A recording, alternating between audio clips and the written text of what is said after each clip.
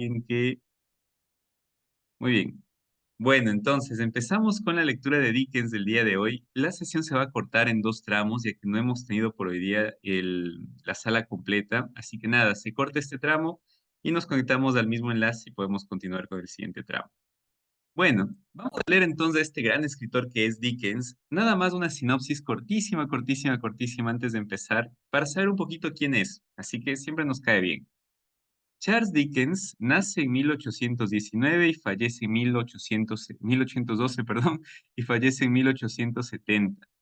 Fue un influyente novelista inglés de la era victoriana, conocido por su aguda crítica social y su habilidad para retratar las complejidades de la sociedad.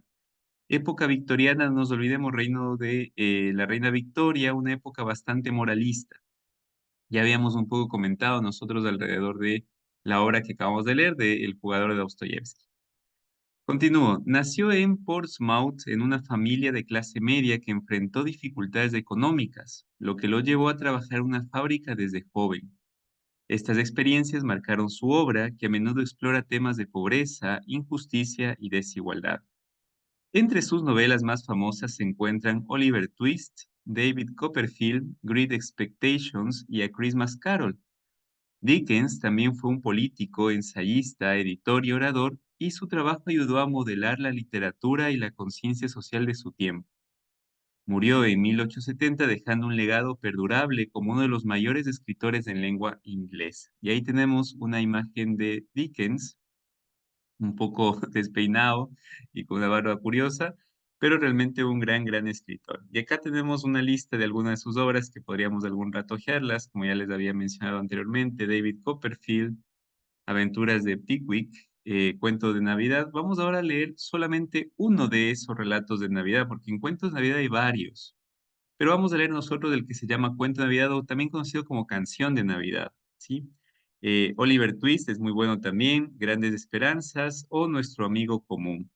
Entonces, bueno, tenemos varias narrativas que podríamos encontrar a Dickens y ahora nos vamos a adentrar como siempre de lleno en este cuentito tan espectacular de Navidad. Así que ahí vamos. Para ahora, no vamos a usar la versión que les compartí en WhatsApp, sino vamos a usar otra para este primer capítulo al menos, sobre todo porque vi que tenía unas ilustraciones muy bonitas y que nos podría ayudar. Así que bueno, la idea es esa, disfrutemos del cuento. Si es que podemos algún ratito compartirlo en familia, genial. Y si no, pues bueno, aquí lo vamos nosotros compartiendo. Así que en ese sentido, no sé si Luz quisieras ayudarnos leyendo, porfis. Sí, claro que sí.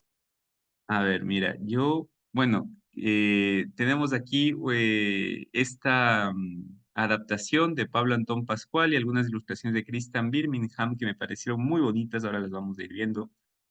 Eh, y nada, vamos a tener 5 capítulos. La idea es poder abarcar 2 capítulos por sesión, pero hoy día con que abarquemos el primero nos es más que suficiente. Y bueno, empezamos entonces. Cuento Navidad a la memoria de Tomás García Sempere, a mi hermano Matthew, ¿no? Y ahí entramos. Capítulo 1. Ay, sí, Luz, dale. Capítulo 1. El fantasma de Marley. Ujú. Para empezar, Marley estaba muerto. De eso no hay duda. El certificado de su entierro estaba firmado por el párroco, por el dueño de la funeraria y por el que presidió el duelo. Scrooge también lo firmó. El viejo Marley estaba muerto y bien muerto. ¿Lo sabía Scrooge? Por supuesto que sí. Scrooge y él habían sido socios durante no sé cuántos años. Scrooge fue su único administrador, su único amigo, su único heredero y el único que acudió a su entierro. De modo que no cabe duda de que Marley estaba muerto. Debéis entender esto con claridad o no veréis nada maravilloso en la historia que os voy a contar. En los rótulos de su establecimiento, Scrooge nunca llegó a borrar el nombre del viejo Marley. Allí permanecía, años después de la muerte de su socio, sobre la puerta de la oficina y en los ventanales. Scrooge y Marley. Los que visitaban por primera vez el local llamaban a Scrooge unas veces Scrooge y otras Marley, pero él respondía a ambos nombres. Eso no afectaba para nada el negocio. Scrooge era un auténtico tacaño, un viejo y codicioso especulador que estrujaba y arrebataba a sus clientes cuanto podía. Era insensible y duro como una piedra, pues nadie había logrado jamás conmoverlo ni arrancarle un gesto de generosidad, y siempre se le veía cerrado y solitario como una ostra. Su frialdad interior acartonaba su viejo rostro, congelaba su nariz puntiaguda, secaba sus mejillas, enrojecía sus ojos, amorataba sus labios y helaba su voz chirriante. Siempre llevaba consigo su temperatura glacial, que se apoderaba de la oficina en los días estivales más calurosos y ya no subía ni un grado en todo el invierno. El frío y el calor externos apenas influían en Scrooge. No había veraniego bochornoso que lo templara, ni hielo invernal que lo enfriara. No existía viento que fuera más crudo que él, ninguna nevada era más firme que sus propósitos, ninguna tormenta menos sensible a las súplicas.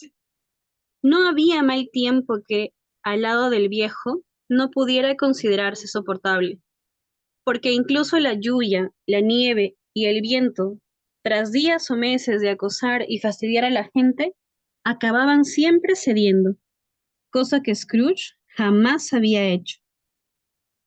Nadie lo paraba nunca por la calle con un gesto afable para decirle, mi querido Scrooge, ¿cómo está? ¿Por qué no viene a casa tal día? Ningún mendigo osaba pedirle una limosna. Ningún niño le preguntaba jamás la hora. Ningún hombre o mujer solicitó su ayuda ni una sola vez en su vida. ¿Pero qué le importaba todo eso a Scrooge? De hecho, eso era precisamente lo que le gustaba. Abrirse paso en el camino de la vida sin que nadie le importunase, manteniéndose a distancia de cualquier contacto o afectos humanos. Un día de invierno, el mejor de todos los días, el de Nochebuena, el viejo Scrooge estaba sentado en el escritorio de su oficina. El tiempo era frío, desapacible, había niebla. De fondo, se oían los pasos presurosos de la gente que circulaba por la calle. Los relojes de la ciudad acababan de dar las 3, pero ya había oscurecido. En realidad, la luz no se había asomado en todo el día.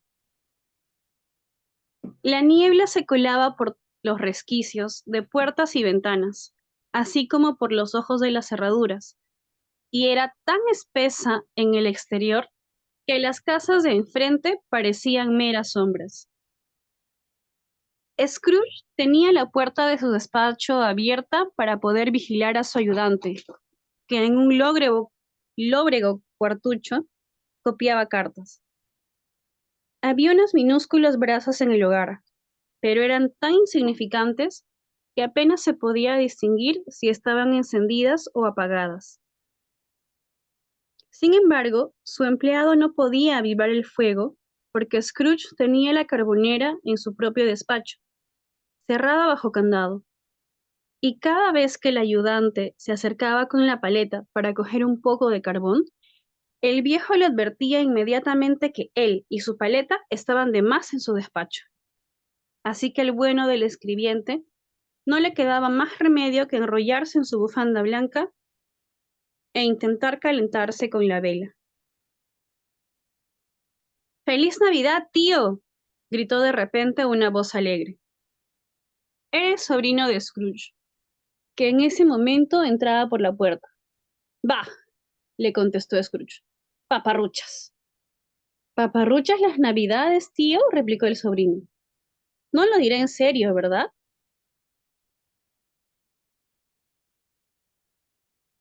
Claro que sí. ¡Feliz Navidad! Dijo Scrooge en tono de desprecio. ¿Qué derecho tienes tú a ser feliz? ¿Qué motivos tienes tú para ser feliz? Eres considerablemente pobre. Vamos a ver, replicó el sobrino con alegría. ¿Qué derecho tiene usted para estar tan enfurruñado? ¿Qué motivos tiene para estar siempre de tan mal humor? Es usted considerablemente rico. Scrooge, que no encontró otra respuesta mejor, repitió, bah, y añadió, paparruchas. No se enfade, tío, dijo el sobrino. ¿Qué otra cosa puedo hacer viviendo en un mundo de idiotas como este? Repuso el viejo. Feliz Navidad. Al diablo con la Navidad. ¿Qué es la Navidad para ti sino la época en la que tienes que pagar más facturas y dispones de menos dinero? La época en que te descubres un año más viejo y ni un segundo más rico. Si pudiese, cocería en su propio jugo a cada necio que anda con el Feliz Navidad en la boca y lo enterraría con la estaca de acebo clavada en el corazón. Vaya, sí lo haría. Tío, dijo el sobrino en tono de reproche. Sobrino, replicó burlonamente el tío. Celebra la Navidad a tu manera y deja que yo la celebre la mía. ¿Celebrarla? Dijo el sobrino de Scrooge. Pero si usted no la celebra. Pues eso, déjame en paz. Celébrala tú y que te aproveche, como te he aprovechado hasta ahora, añadió Scrooge.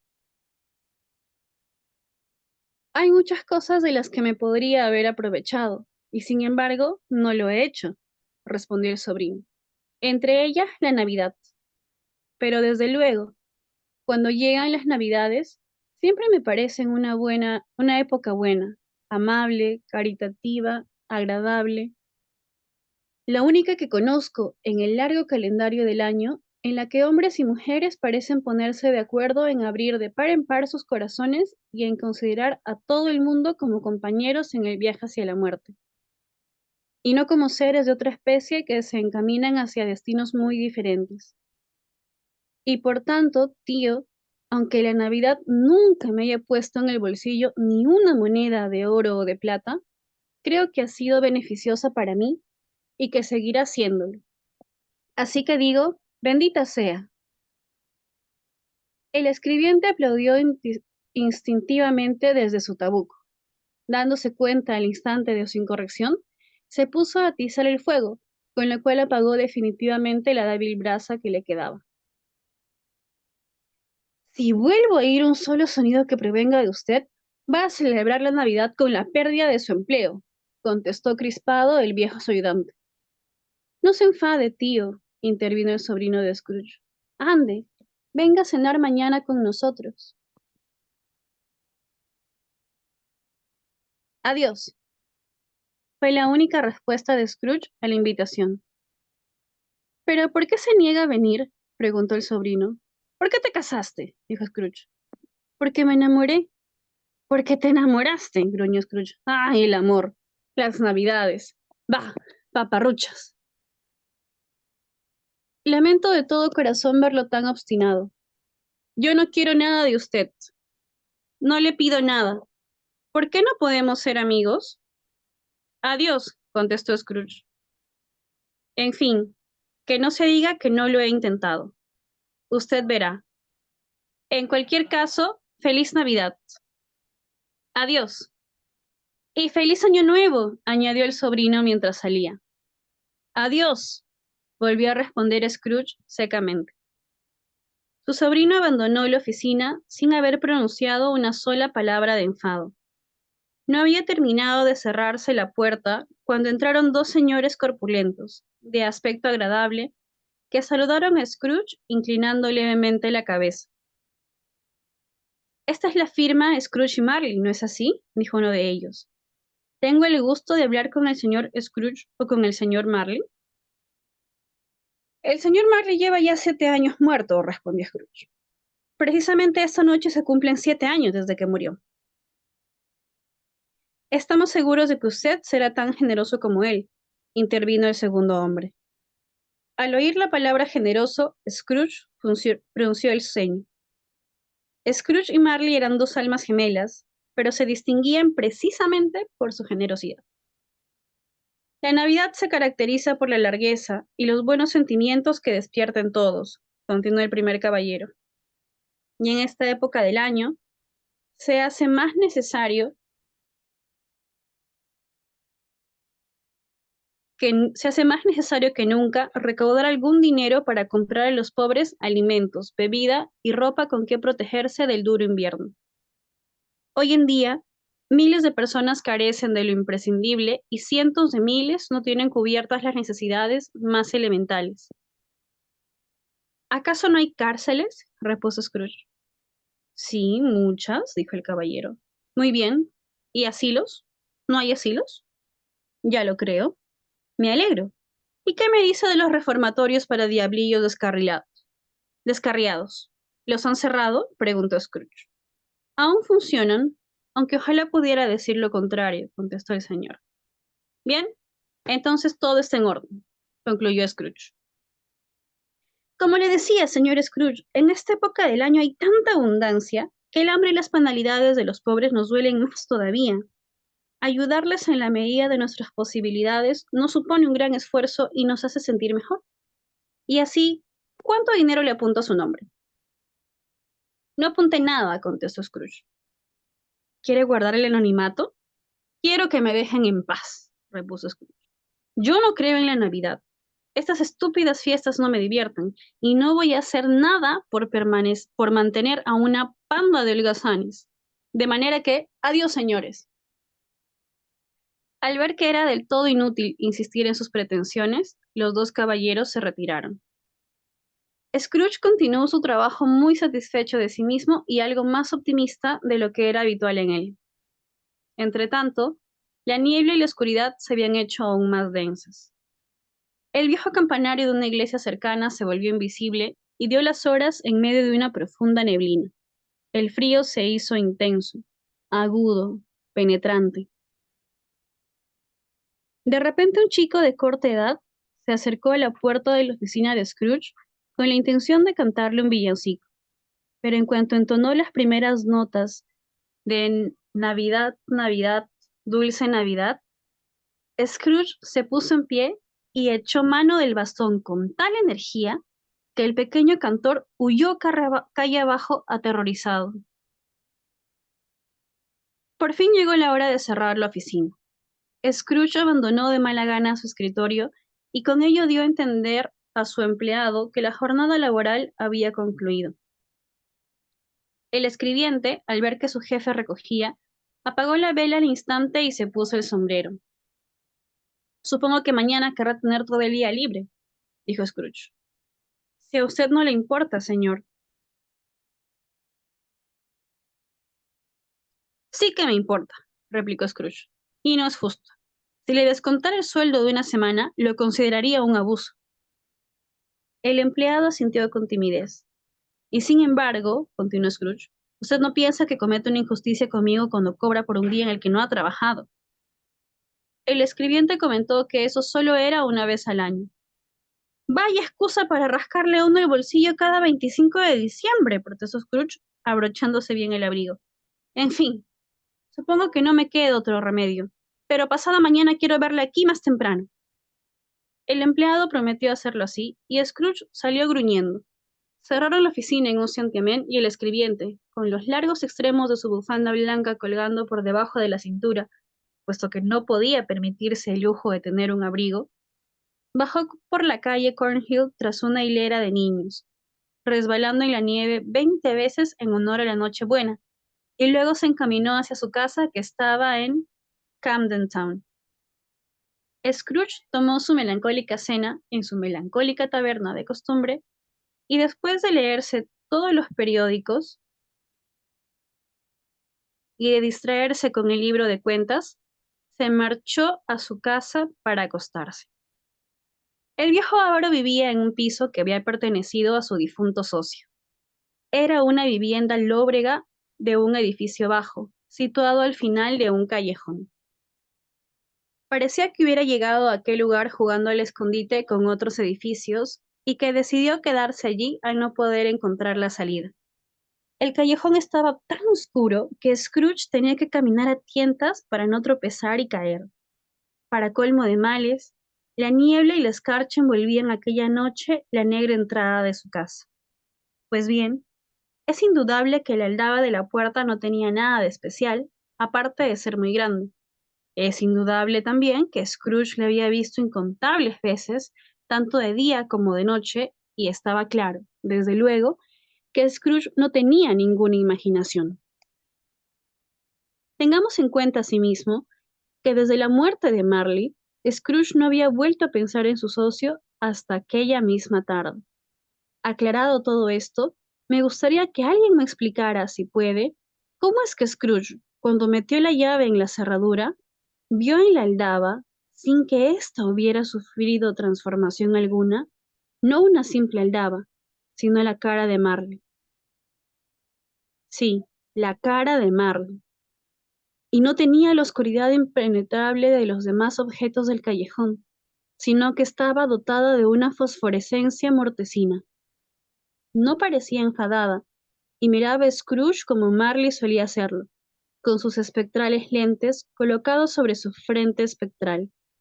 El pelo se le agitaba de forma peculiar, y aunque sus ojos estaban abiertos, los tenía completamente inmóviles. Eso y su color pálido le daban un aspecto horripilante. Dani, ¿podrías continuar la lectura tú? Voy a tener que hacer una pausa, disculpa. Sí, tranquila. Muchas gracias, más bien. Eso y su color pálido le daban un aspecto horripilante. Mientras Scrooge observaba fijamente este fenómeno, la aldaba recobró su forma original. Decir que no se sobresaltó o que su sangre no se agitó como no lo había hecho desde la infancia sería faltar a la verdad. Sin embargo, volvió a poner la mano sobre la llave, la hizo girar con decisión, entró y encendió una vela. Antes de cerrar la puerta, miró precavidamente detrás de esta, como esperando encontrar al otro lado la coleta de Marley, pero no encontró nada, aparte de los tornillos y tuercas que sujetaban la aldaba. Así que dijo, va, va, y cerró de un portazo. El golpe retumbó en la casa como un trueno y cada habitación del piso de arriba resonó con los ecos del portazo. Scrooge no era la clase de hombre que se asustaba con los ecos. Así que pasó el cerrojo, cruzó el vestíbulo y subió las escaleras lentamente. Subía sin preocuparse por la oscuridad. La oscuridad sale barata, así que le encantaba. Pero antes de cerrar la pesada puerta de su habitación, se aseguró de que el resto de las estancias todo estuviera en orden. El salón, el dormitorio, el cuarto trasero, todo lo encontró como solía estar. No había nadie debajo de la mesa ni nadie bajo el sofá. En la chimenea ardían unas brasas. La cuchara y la escudilla estaban preparadas y el caso de las gachas se encontraba como siempre en la repisa. No había nadie bajo la cama, nadie en el armario, nadie dentro de su bata que colgaba de la percha en una actitud sospechosa. Todo estaba como de costumbre. Ya tranquilizado, cerró la puerta de su habitación y dio 2 vueltas a la llave, cosa que no solía hacer. Protegido pues contra cualquier sorpresa, se quitó la corbata, se puso las zapatillas, la bata y el gorro de dormir y se sentó frente al fuego para tomarse las gachas. Pero como las brasas eran escasísimas y la noche muy fría, Scrooge tuvo que acercarse a la chimenea para sentir algo de calor. De repente, el resplandor del débil fuego cobró un vigor extraordinario y un cúmulo de llamas formaron la imagen de la cabeza del viejo Marley. Papur, paparruchas, dijo Scrooge tras observar este fenómeno y se puso a pasear por la habitación. Tras dar varias vueltas, volvió a sentarse. Su mirada se cruzó con una campanilla que colgaba de un rincón. Con gran asombro e inexplicable pavor, vio que la campanilla comenzaba a agitarse. Al principio lo hacía tan suavemente que apenas producía ruido, pero enseguida empezó a sonar con fuerza y lo mismo ocurrió con todas las campanillas de la casa. Esto pudo durar como medio minuto, aunque a Scrooge le pareció una hora. Cuando dejaron de sonar las campanillas, pudo detectar un sonido metálico procedente de abajo, como si alguien arrastrara una pesada cadena. Scrooge recordó entonces que había oído decir que los fantasmas de las casas encantadas llevaban cadenas colgando. Una puerta del piso inferior se abrió con un golpazo. A continuación, oyó el ruido de cadenas mucho más fuerte que antes. Después lo oyó subiendo por la escalera y finalmente acercándose directamente hacia su puerta. Solo son paparruchas, dijo Scrooge. Yo no creo en esas cosas. Pero el color de la piel se le demudó cuando aquel espantoso ruido atravesó la puerta, entró en la habitación y se detuvo ante sus ojos. La llama del hogar se avivó entonces como si gritase: «¡Lo conozco! Es el espectro de Marley». Era su cara, su misma cara. Era Marley con su coleta, su chaleco, sus calzones y sus botas de siempre. Arrastraba una pesada cadena que llevaba atada a la cintura y le colgaba por detrás como si fuera una cola. Era larguísima y estaba adornada con cajas de caudales, llaves, candados, libros de contabilidad y monederos de malla de acero. Su cuerpo era transparente, de manera que al observarlo y mirar a través de su chaleco, Scrooge podía ver la parte trasera de la chaqueta. Scrooge se negaba a creer en lo que estaba viendo. Aunque miraba al fantasma y lo veía de pie ante él, aunque sentía la espeluznante influencia de sus ojos vidriosos clavados en él, seguía sin creerlo. «Y bien», dijo Scrooge tan frío como siempre, «¿qué quieres de mí?». «Muchas cosas». Sin duda, era la voz de Marley. «¿Quién eres?», dijo Scrooge. «Pregúntame quién fui». «¿Quién fuiste entonces?», corrigió obediente Scrooge alzando la voz. «En vida fui Jacob Marley, tu socio», respondió el fantasma. «No crees en mí, ¿verdad?». «No», contestó Scrooge. «¿Tus sentidos no te convencen de mi existencia?». «No, porque cualquier cosa les afecta. Un ligero trastorno del estómago puede engañarlos. A lo mejor no eres más que un trozo de filete mal digerido, o un grano de mostaza atragantado, o un pedazo de patata mal cocido». No tenía Scrooge mucha costumbre de hacer chistes, ni tenía el ánimo para bromas, pero intentaba mostrarse ingenioso para aliviar el terror que sentía. «¿Ves este palillo de dientes?», continuó Scrooge. «Bueno, pues no tengo más que tragármelo para pasarme el resto de la vida viendo duendes, producto de mi invención. Bah, todo eso no son más que papurruchas». Al oír estas palabras, el fantasma soltó un alarido espantoso y sacudió la cadena con un estrépito, tal que Scrooge se agarró con fuerza al sillón para no caer desmayado. Pero cuanto mayor fue su horror al ver que el espectro se quitaba el pañuelo que le ceñía la cabeza, como si en la habitación hiciera mucho calor, y su mandíbula inferior le quedó colgada sobre el pecho. Scrooge cayó de rodillas y juntó las manos ante la cara. «Piedad», dijo, «horrible aparición, ¿por qué me atormentas?». «Hombre de espíritu mundano», replicó el espectro, «¿crees en mí o no?». «Sí», contestó Scrooge, «pero ¿por qué vagáis los espíritus por el mundo y por qué venís a mí?». «El espíritu que cada hombre lleva dentro tiene que desenvolverse entre sus semejantes y viajar a lo largo y ancho de este mundo. Y si ese espíritu no lo hace en vida, se ve obligado a hacerlo después de muerto. Está condenado a vagar por el mundo y a presenciar todo aquello que, de haberlo experimentado cuando vivía, le habría hecho alcanzar la felicidad». El fantasma profirió otro escalofriante alarido, sacudió su cadena y retorció sus manos brumosas. «Y», dijo Scrooge temblando, «¿por qué vas encadenado?». «Llevo las cadenas que me forjé en vida», respondió el espectro. «Yo mismo las hice eslabón a eslabón, centímetro a centímetro. ¿Te extraña su aspecto? ¿O acaso quieres saber el peso y la longitud de las cadenas que tú ya arrastras?». Scrooge miró a su alrededor sin poder ver cadena o hierro alguno. «Jacob», dijo en tono de súplica, «mi viejo Jacob Marley, ofréceme algún consuelo». «No puedo», replicó el espectro. «Tampoco puedo decirte todo lo que quisiera. No puedo descansar, no puedo quedarme en ningún lugar. Cuando estaba vivo, mi espíritu no salió jamás de nuestra oficina, nuestra madriguera de especuladores, y ahora estoy condenado a viajar eternamente sobre las alas del viento y con la tortura del remordimiento». «Pero tú fuiste siempre un buen hombre de negocios». «Negocios», exclamó el espectro retorciendo las manos otra vez. «Mi negocio debía haber sido la humanidad, mis intereses la compasión, la caridad, la benevolencia, y los desprecié. Los intereses comerciales no eran sino una gota en el ancho océano de mi vida». El espectro levantó la cadena hasta donde le alcanzaba el brazo y la dejó caer otra vez al suelo. «Escúchame, Ebenezer Scrooge», continuó el fantasma. «Mi tiempo se acaba. Llevo muchos, muchísimos días sentado a tu lado. Esta noche he venido aquí para advertirte de que tú todavía tienes la esperanza y la oportunidad de evitar un destino como el mío. Siempre fuiste un buen amigo, dijo Scrooge. Escucha, repitió el espectro haciendo retumbar con su helada voz toda la habitación. 3 espíritus se te aparecerán. ¿Son esas la esperanza y la oportunidad de que hablas? Lo son. Pues creo que prefería quedarme sin ellas. Sin la visita de esos espíritus, no tienes esperanza alguna de librarte de un destino como el mío. Espera al primero mañana cuando la campana dé la 1. Espera al segundo a la noche siguiente a la misma hora. Y al tercero la otra noche cuando la última campana de las 12 deje de vibrar.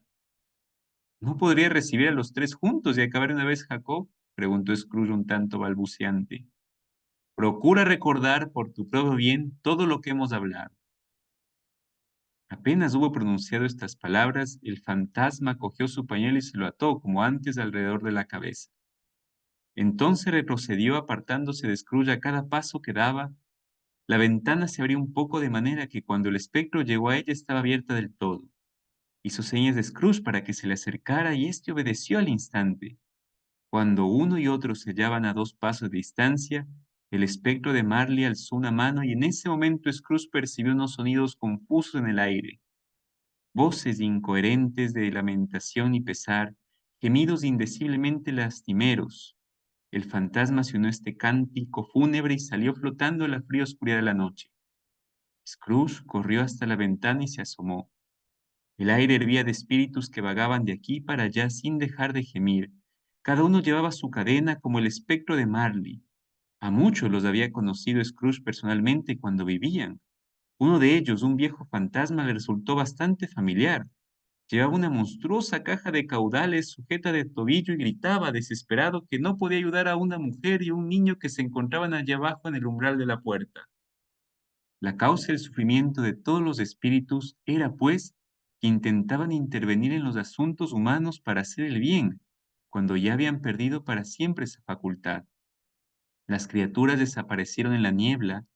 Scrooge cerró la ventana e inspeccionó la puerta por la que había entrado el fantasma. Continuaba cerrada y seguía teniendo la llave echada con doble vuelta. Trató de decir paparruchas, pero se detuvo en la primera sílaba. Y como sentía unas ganas enormes de descansar, se fue derecho a la cama sin desvestirse y se quedó dormido al instante. Bien. Bueno, capítulo 1. Llegamos hasta aquí. Voy a parar un ratito la grabación.